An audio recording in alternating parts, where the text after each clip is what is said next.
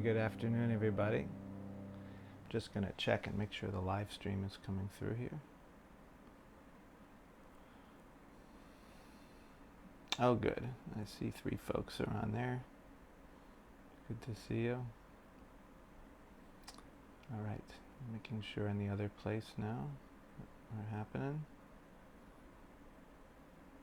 Very good. Looks like we're happening. Yay. All right, Baruch Hashem.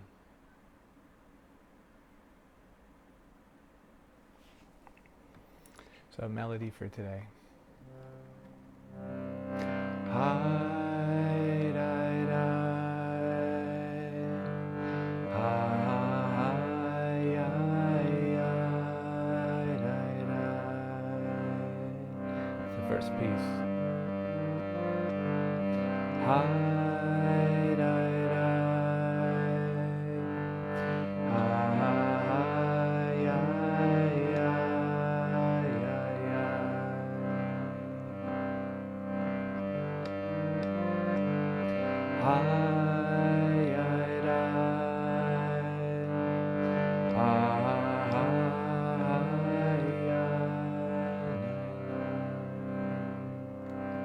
the next piece is like this.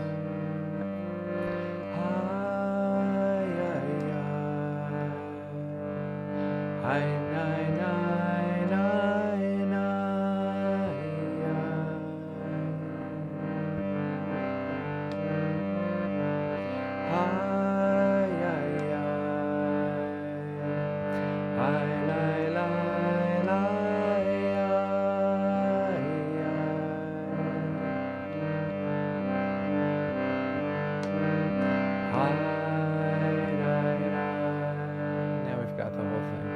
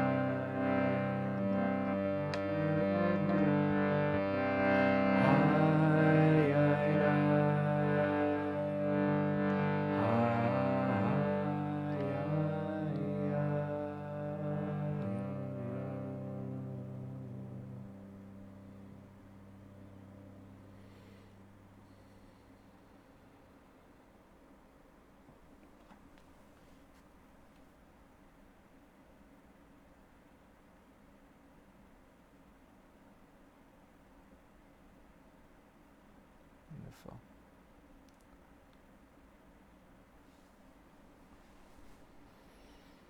So there's a story of Rabbi Yitzchak Meir of Ger, who was a Hasidic Rebbe, that one of his Hasidim traveled far to visit him, which he did regularly. And when he arrived, the Rebbe asked him, what thoughts came into your mind when you were on the journey to come visit me? And the student said, well, I thought about how so many people come to see you and they bring to you their different problems that they have. They want you to pray for them in order to achieve this or that.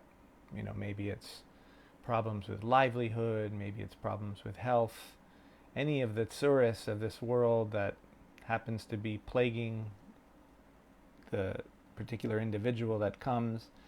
They will come and ask you to intercede, to give some kind of blessing and help them out in their life. And I was thinking how silly that is, because that's not the real role of the Rebbe. The real role of the Rebbe is to help to connect the chassid, the student, to the divine, to help them do a teshuvah within themselves, to return to the divine within themselves.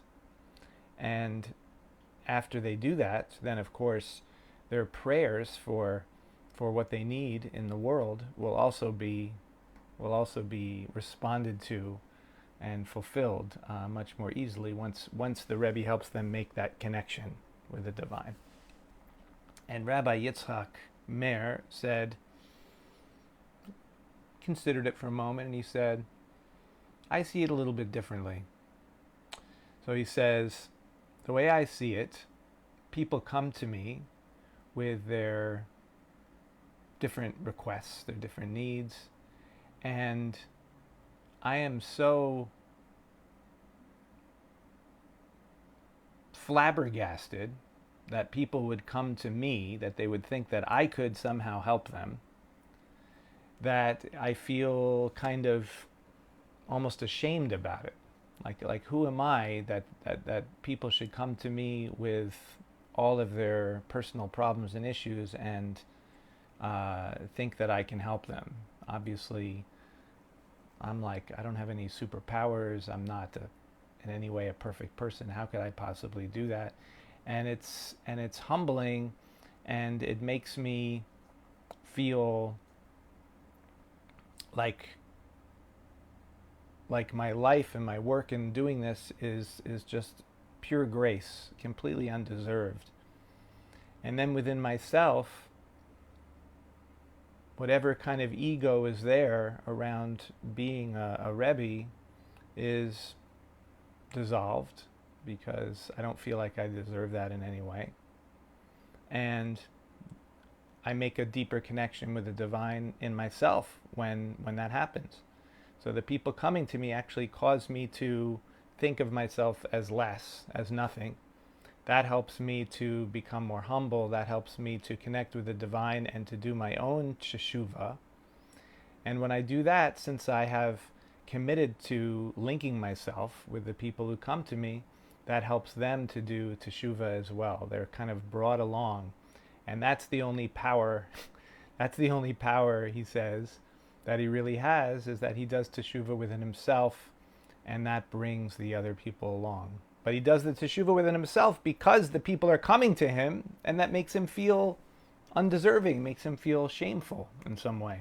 Maybe shame is not exactly the right word, because shame has such a negative connotation, but maybe even a little embarrassed. That might be the word. Kind of embarrassing to be given a certain kind of honor. And of course, in that world, in the Hasidic world, that's considered a great honor. So we have to kind of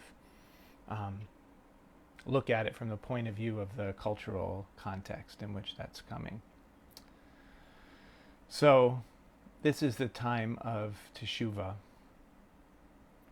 And we have this paradox, as usual. We always have these paradoxes in this time of Teshuvah, because on one hand, Teshuvah means seeing ways in which we can either move ourselves to the next level in our practice, which really means doing. It means building our practice. It means gaining more skills with our learning, maybe memorizing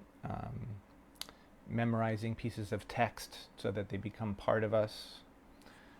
All of the texts that we learn in all of these online sessions, I recommend that to the degree that you're able, that you take the texts and not just internalize the message of the teaching, but take the text and try to internalize them, the text themselves. Memorize a line, repeat it to yourself over the week, make it become part of you, make it become part of your inner world, and that's transformative. It puts something into your nervous system that wasn't there before. Every time we watch a movie or we see the news or we look at a book or whatever it is, all of the not just that, but every experience really that we have, every experience we have all day long leaves its imprint on us. And so we can benefit spiritually by choosing to imprint ourselves with certain things, and that's the whole principle behind doing learning and also doing practices that are imprinting practices. So what I mean by that is when we do silent meditation and we're simply just repeating atahu or atyahi or atyahu, whatever it is, that's not much of an imprinting practice. That's a surrendering into the spaciousness of your own being practice. And that's the practice of teshuvah. That's returning to our essential nature. But when we say lecha na'aseh v'nishma, we're using those words with particular kavanot, and that's a very simple practice also, but it is an imprinting practice, and in the advanced groups we do much more elaborate imprinting practices. So part of teshuvah is moving to the next level with our learning, with our imprinting practices, or just noticing that maybe we let go of some of our practices and we got off track, and so now we're going to bring ourselves back on track. So it's either a recovery or it's an active moving to the next level. Both of those are part of teshuvah in the external sense. But in the internal sense, in order for all of those imprinting practices, those self-transformation practices to really work, we have to let them go. In other words, we have to not make them part of our ego. The story of Rabbi Yitzchak Meir Ger is a wonderful example of that, because as any rabbi, of course, to become a rabbi, especially in the traditional world, requires an enormous amount of self-imprinting, an enormous amount of learning. And the tendency of that, of course, when you become really skilled at something, is for that to become part of ego, to reinforce ego.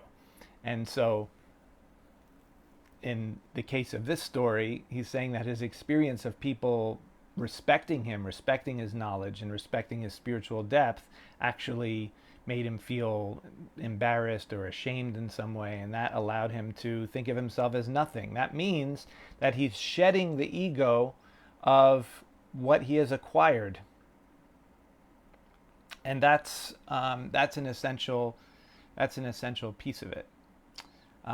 There's a story that I've heard, which is not, I haven't heard it from it doesn't come to me from the Jewish lineage, and I don't remember exactly where it comes from. I think it's a Zen story. You may have heard of it. Well, there's two of them actually. One of them is not a story. It's just a precept. It basically says, when you want to go across the river, you use a boat or you use a raft to get across. But once you get across, do you take the raft and carry it on your shoulders as you go on hiking through the woods? Do you take the boat and strap it on your shoulders and take it with you? No, of course, you don't take that with you. That would hinder you. So there's something that helps you and in one context, but it hinders you in another context. And so in the realm of entraining ourselves to constantly practice, to connect in this fundamental return, this fundamental teshuvah, to the reality of our own being and to shed ego, we need to learn things and practice things in order to make that real for ourselves, because memory is left to its own device. Our memory is normally not very adequate for that. It takes practice. It takes discipline in the sense of working at it. At the same time, we have to let go of the fact that we do that. We have to let go of what we've acquired in the sense of not clinging to it as a self-image or as something that we have pride about, because those things are fundamentally barriers to returning to the truth of our own being. They're fundamentally barriers to teshuvah, which means being very, very simple, returning to simplicity. So the other piece, which is very similar to that, a story about two holy men who are walking along, a student and a master, and they come to a river. It's another river story, and there's a beautiful girl there who can't get across, and she says she's small, I guess, and she's afraid that the rapids are going to take her. So she asks them, can one of them please lift her up and help her across? So the elder, quickly picks her up, puts her on his shoulders, and they walk across. And then he puts her down, and they keep going. And the younger one starts to get contracted. He's obviously upset about something, and he's kind of exuding this tenseness, this tension as they continue to walk. And finally, after they've been walking for a while, he says, "Master, I don't understand. How could you have done that? The halakha, the rules of our order, whatever tradition these people are in, clearly forbid putting a girl on your shoulders like that. We're supposed to be very chaste, very, very, very tznius, shomer negia, as we say in Judaism." And so the elder says, "Well, I put her down when we got across the river, but you're still carrying her." Okay, so the idea is that to do this basic act of teshuvah, we really have to put everything down. To put everything down. And to put it down means that wherever you set it down, meaning right now, we allow everything to be as it is within our experience. We're no longer carrying it, but we're also not trying to get it out of sight and pushing it out of the way, because that, in a sense, is also a form of carrying, a form of holding on to. If we're pushing away part of our experience, that's really just another example of trying to manipulate our experience, trying to cling to a particular version of reality that we prefer. And teshuvah is not that at all. Teshuvah is simply being in the simple spaciousness and mystery of simply being. So here's another little piece from Pirkei Avot. It says there's 48 qualities through which Torah is acquired. What does that mean, Torah is acquired? It means that in order for spiritual wisdom to become part of us, we have to practice these 48 different things. And in the middle there, I'm not going to say all the 48 things, but this is a great Mishnah if you want to look at it. It's chapter 6, Mishnah number 6 in this version. And here's a few of what he says, of what it says. Mitrachek min hakavod. That means distance yourself from honor. Okay, so that's an example of what does it mean to distance yourself from honor? It doesn't necessarily mean that if someone is honoring you that you try to tell them, no, don't honor me, I'm running away, I'm going to run away from that. That's obviously not what it means. because of course then you can feel ego about running away from honor. That doesn't help. Distance, literally, mitrachek min hakavod, means that you see not visually, but feel the feeling of whatever is honor is coming your way, and you don't identify with it. You don't grasp onto it. You don't get all happy about it. There's a distance between you and it, meaning that you are the consciousness that perceives the whatever honor is coming at you. And then, in case you didn't get it, it says, "Velo megis libo mi talmudo." So, megis libo, it means inflating the heart. It's another example of ego. It says, it's like, don't create ego. Mi talmido means you're learning, or one's learning. Don't make arrogance. Don't be arrogant about your own learning. So I want to also reference a Pirkei Avot, which is very, very common, and you may know it already by heart because it's so common. And if you don't, see if you can learn this one. This is Mishnah number 2 in chapter 1. Shimon HaTzadik haya misherei Knesset Hagadola. That means Shimon the Tzaddik was among the survivors of the Great Assembly. This was the first ruling. It was a council of leaders that existed shortly after the return from the Babylonian exile, the first destruction of the temple. And it was really the beginning of the very, very beginnings of what we know of as rabbinic Judaism. It says, Hu haya omer, he used to say, Al shlosha devarim ha'olam omed, on 3 things the world stands, Al haTorah va'al ha'avodah va'al gemilut chasadim. On Torah, this means learning, which is what we're doing now. Avodah, which means spiritual practice, which is what we're going to do soon when we meditate. Va'al gemilut chasadim means acts of kindness. It means serving other people. So in that formulation, it makes an interesting kind of sandwich, where the avodah, the core of which is teshuvah, which is, again, another word for presence, another word for...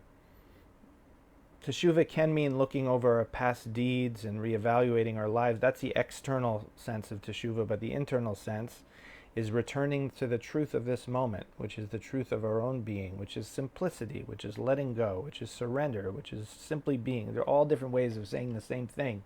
That's the basic avodah.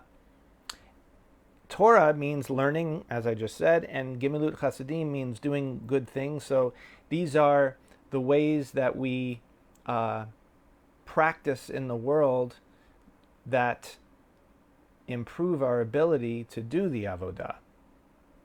But the avodah is actually at the center. On one side is thinking, is activity with the mind. On the other side is activity in the world with other people.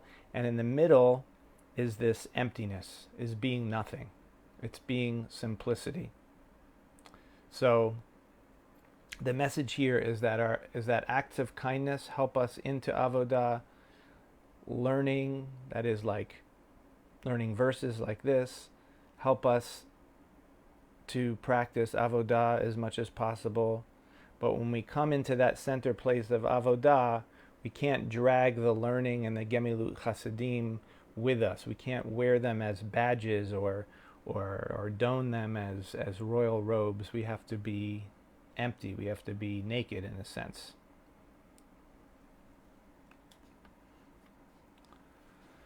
So these are elements of teshuvah. So I mentioned that there's a paradoxical element to it, and that is that in this time of Elul,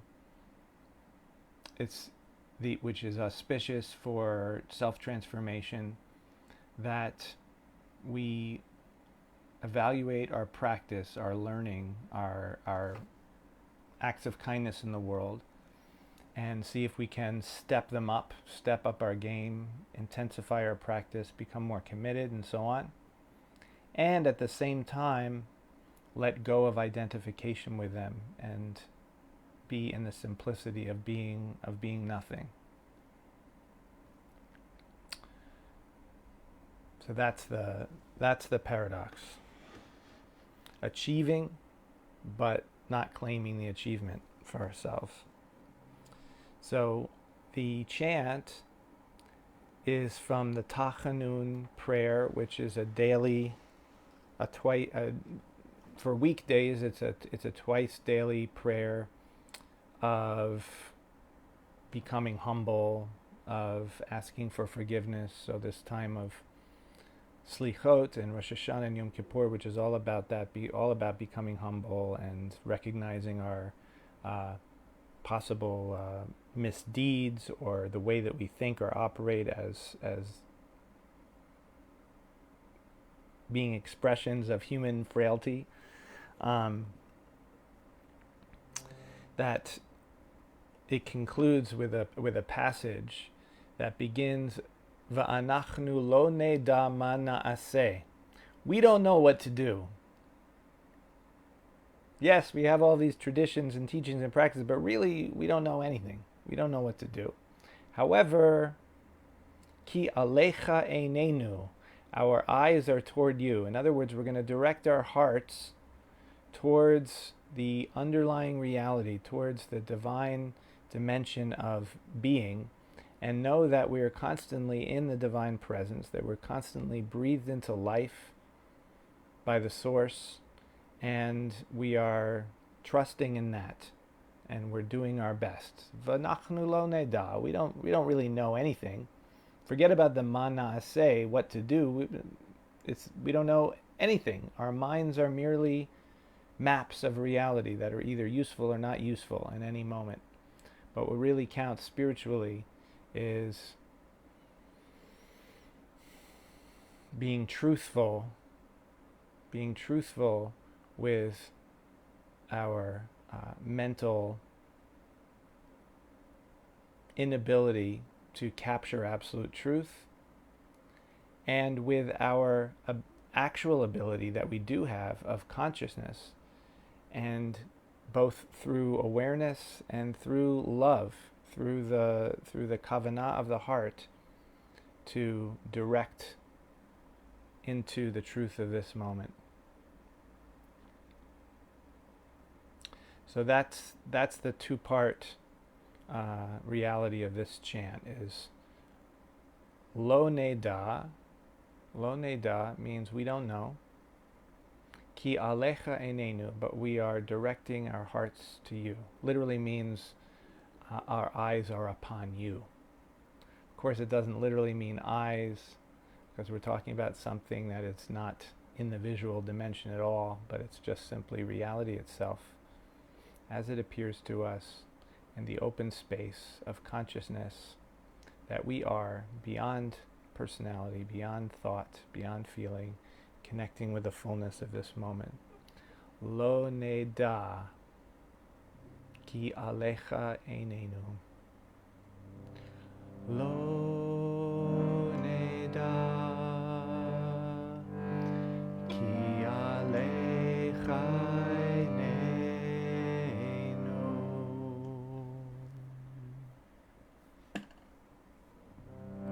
Lo neda ki alecha einenu.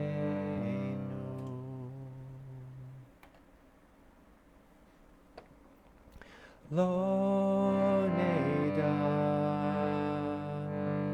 ki alecha einenu.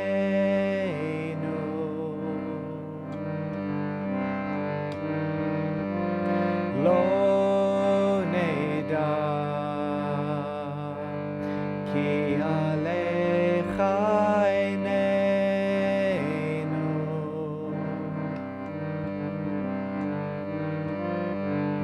Lo neda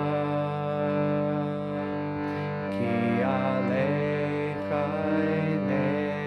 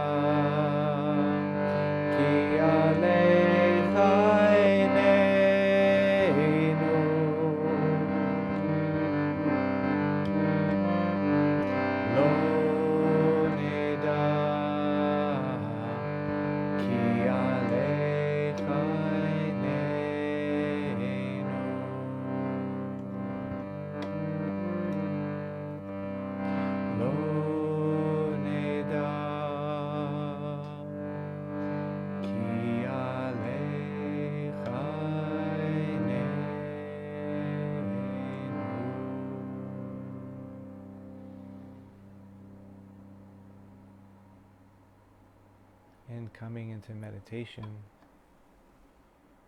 in that spirit of surrendering that need to understand.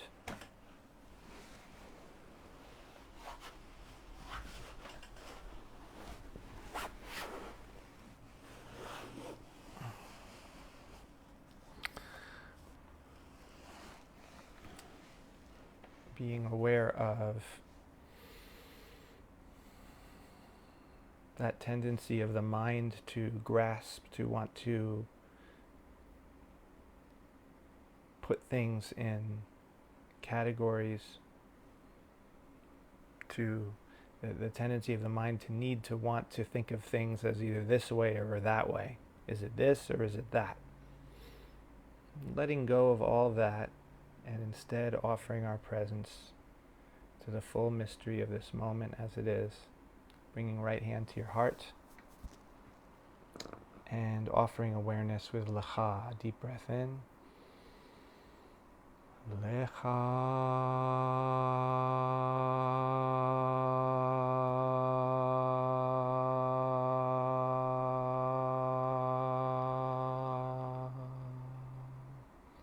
And that spirit of offering, giving your awareness downward into your belly, bringing left hand to the belly.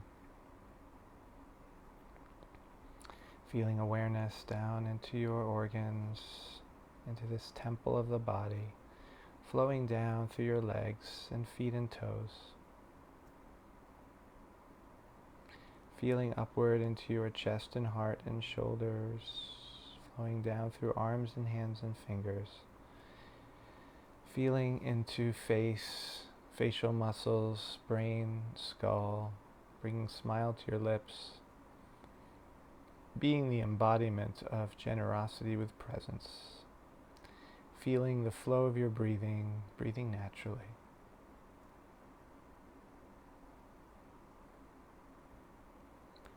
And anchoring this body awareness with Na'aseh, deep breath in.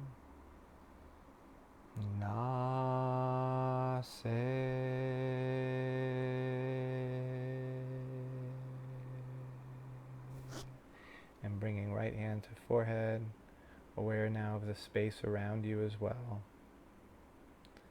Feeling both inward and outward, knowing yourself as this one field of awareness within which everything is arising, all feelings, all thoughts, all sensations, all perception. You are this open field, this emptiness, this nothing, meaning no particular thing, but rather the awareness behind all things. V'nishma, deep breath in. V'nishma. Kissing fingers, relaxing hands.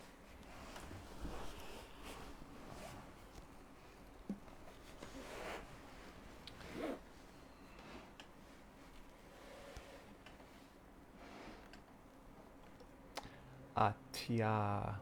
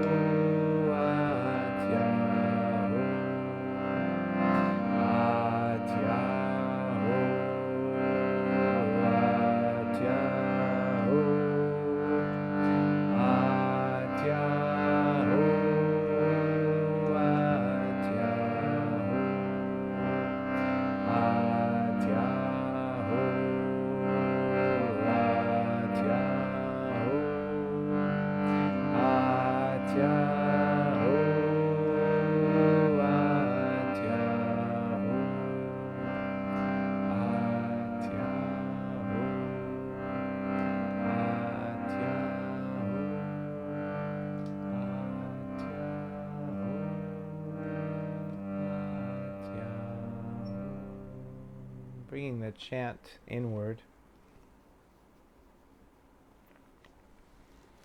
Atyahu or Atahu or Atyahi.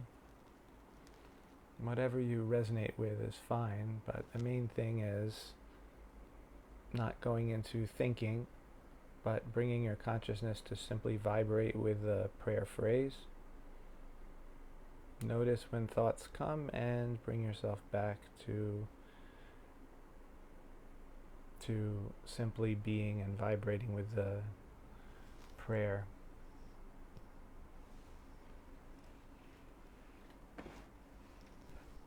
Doing this teshuvah, this inner teshuvah,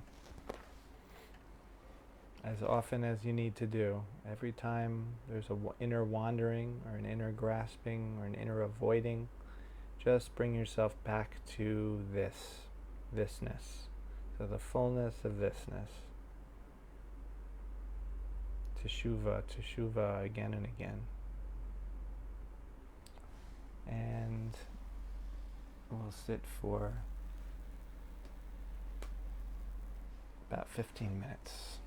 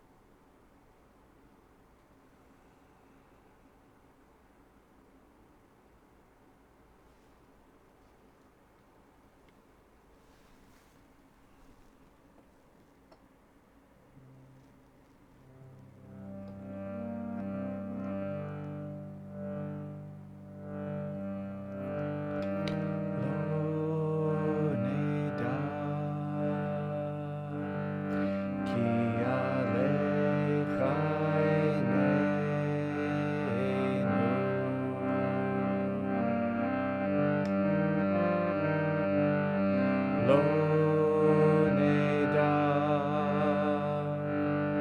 ki alecha eineinu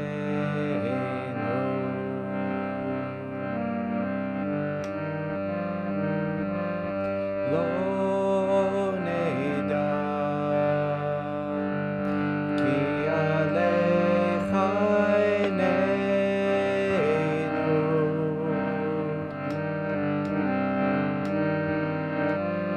lo neda ki alecha eineinu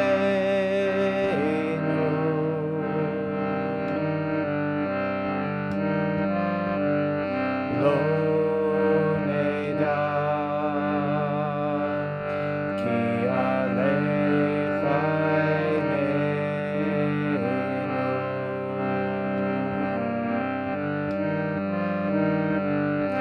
lo neda ki alecha eineinu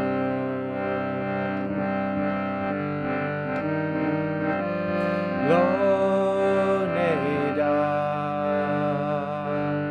ki alecha eineinu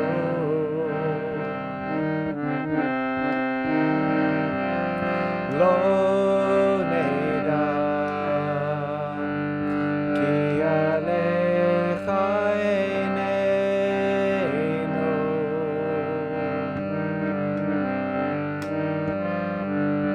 lo neda ki alecha eineinu. And closing the meditation once again, bringing hand to your heart, establishing yourself in this relationship with the present moment to be one of offering, one of presence from the heart with lecha. Deep breath in. Lecha.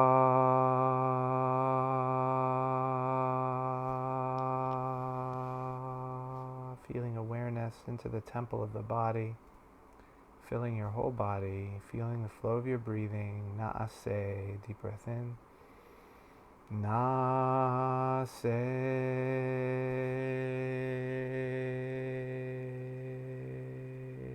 Aware of the vast space of awareness itself, within which everything is felt, within which everything appears, within which all thoughts arise. V'nishma.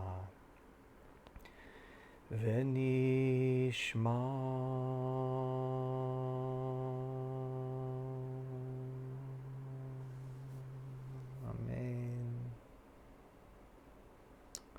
On this week beginning of Shabbat Ki Tavo, which means Ki Tavo el haaretz, when you come into the land, that we take this as a hint and reminder to come into the land of our own bodies and to practice and deepen into Shuvah through this time, to awaken to the vastness that we are through the blast of the shofar. Osei shalom bimramav, hu yasei shalom aleinu, v'yoko Yisrael, v'yoko yoshvei tevel, v'yimru, amen. So I have a shofar here to blast, but I don't know if I'm going to be able to do it because this is a very tiny one. The big one that I know that I can do, even though it's still hard, was left at school by my daughter Anya. So this may not work at all. So let's just have the kavanah that we're hearing it, even if I'm not able to make a sound, because I'm really not good at this. But I'm going to give it my shot, my best shot. Not throwing away my shot. Okay.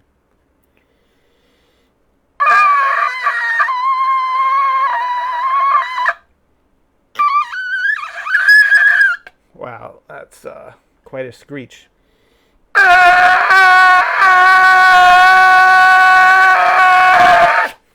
Sort of.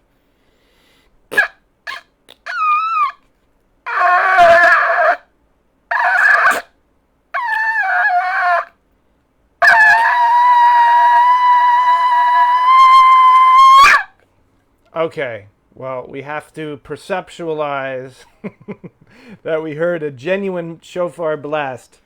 Anya can do it actually, even on this. I don't have those trombone player kind of lips. And if Abro were here. Anyway, um, so next live stream is on Tuesday at the regular time. And then we go into a time where there's going to be some changes for the next few weeks because of Rosh Hashanah and Yom Kippur and also my traveling.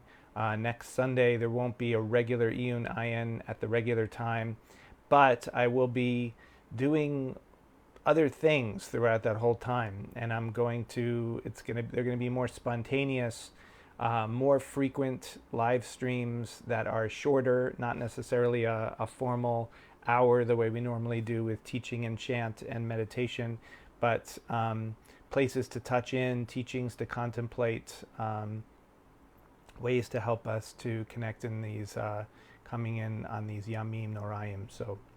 So stay tuned for those, and we'll do it together. All blessings. Thanks so much, everybody, for tuning in.